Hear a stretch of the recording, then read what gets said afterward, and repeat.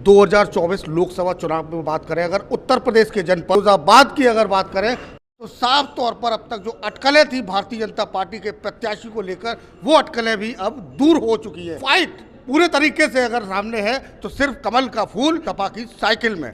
वहीं किस तरीके का माहौल, किस तरीके का घमासान का स्थिति चल रही है। अभी हम मौजूद हैं समाजवादी पार्टी के कार्यालय पर।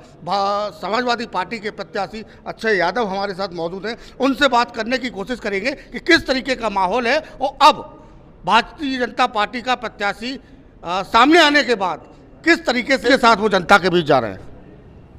जी, हम लोग लगातार जनता के बीच में अपना प्रचार प्रसार कर रहे हैं जी।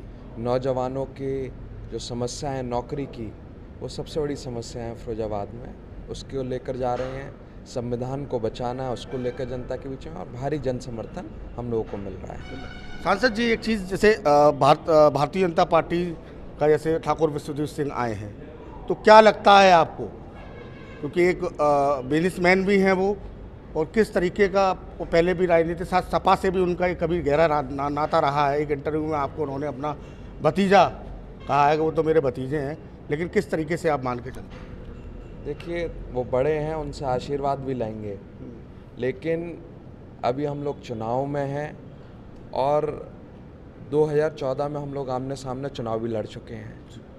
2014 में उन्हें बसपा से 1,18,000 वोट मिला था, और हम लोगों की कोशिश ये है कि उनको इस बार 1,18,000 के नीचे रोकने का काम करेंगे। देखिए, जनता का आशीर्वाद है, और जैसे जैसे चुनाव पास आएगा, जो ये 60-40 आप कह रहे हो, ये 80-20 भी हो जाएगा।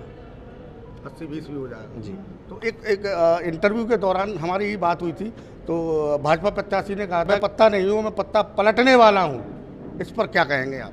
बिल्कुल, वो पत्ता पलट रहे हैं और भाजपा पूरी तरीके से खत्म हो रही है। भाजपा पूरी तरीके से खत्म हो रही है। ये थे हमारे साथ अक्षय यादव, समाजवादी पार्टी के प्रत्याशी। साफ तौर पर उन्होंने कहा है कि पूरे तरीके से फिरोजाबाद की अगर बात करें तो जनता के आशीर्वाद के चलते पूरे तरीके से भारतीय जनता पार्टी के पत्ते समाजवादी पार्टी पीट रही है। बात करें समाजवादी पार्टी और भारतीय जनता पार्टी की, तो दोनों ही खेमे में पूरे जोर शोर के साथ प्रत्याशी चुनाव मैदान में उतर चुके हैं। वहीं जनता से जनसंपर्क की अगर बात करें तो पूर्ण तरीके से भारतीय जनता पार्टी से घोषित हुए प्रत्याशी ठाकुर विश्वजीत सिंह गांव-गांव पगडंडी पर जनता से आशीर्वाद ले रहे हैं। वहीं बात करने की कोशिश करेंगे भाजपा प्रत्याशी से। सर, सबसे पहले तो यूपी 24 में आपका बहुत बहुत स्वागत है। धन्यवाद। दूसरा, एक चीज़ मैं आपसे जानना चाहूँगा कि समाज, जब तक आपकी टिकट फाइनल नहीं हुई थी, अब आप मैदान में हैं, जनता के बीच में है, क्या मान के चलते हैं? फाइट कहाँ लड़ाई है साहब? अरे क्यों परे हो चक्कर में? कोई नहीं है टक्कर में। फाइट के मामले में क्या कहेंगे सर? कोई फाइट है नहीं साहब।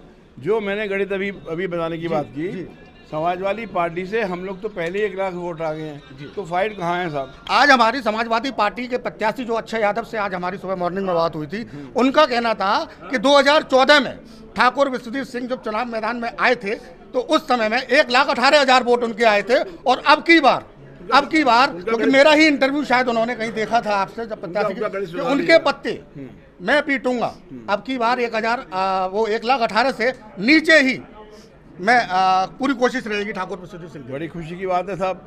मैं तो सिर्फ ये कहना चाहूँगा कि उनके हिस्से की जो जीत थी उन्होंने 14 में एंजॉय कर ली, अब मेरी हिस्से की जीत है वो मैं 24 में एंजॉय करूँगा। मेरे इंटरव्यू में आपने ही कहा था कि अक्षय यादव भतीजा है मेरा।